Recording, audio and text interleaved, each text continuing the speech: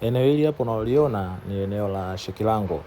Hapa tumejaribu kuwaletea leo review kidogo ya ili eneo la Shekilango. Eneo hili la Shekilango ni eneo ambalo linakuwa kwa kasi kwa sasa hivi. Ni eneo ambalo limechangamka sana kwa sasa hivi. Na sababu iliyofanya eneo hili kuchangamka sana kwa sasa ni kwamba mabasi mengi ya mikoani yameweka vituo vyao hapa.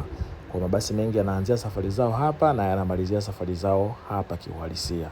Kwa kule Magufuli Bus Terminal ni kimekuwa kama kituo cha kupita tu. Kwa unakuta watu wengi wa upande wa kule nje ya jiji ndio wanaenda kupandia kule na wanamalizia safari zao kule na wanaanzia safari zao kule Magufuli Bus Terminal. Lakini kwa watu wengi ambao wanaishi katikati ya jiji na maeneo yanayokaribiana na Shekilango, basi mara nyingi wanaanzia safari zao hapa Shekilango na kumalizia hapa Shekilango. Kwa mabasi mengi sana utayakuta hapa. Kwa hicho ndo kitu ambacho kimefanya Shekilango kuwa eneo ambalo limechangamka sana kwa sasa hivi.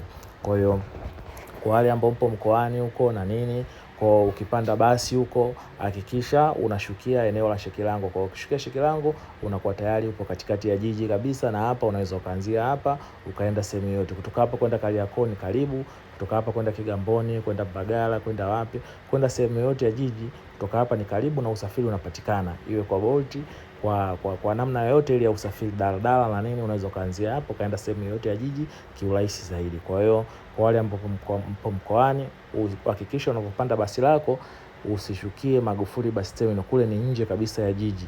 Kwa katikati ya jiji ni hapa Shekilango. Hii ndio daa.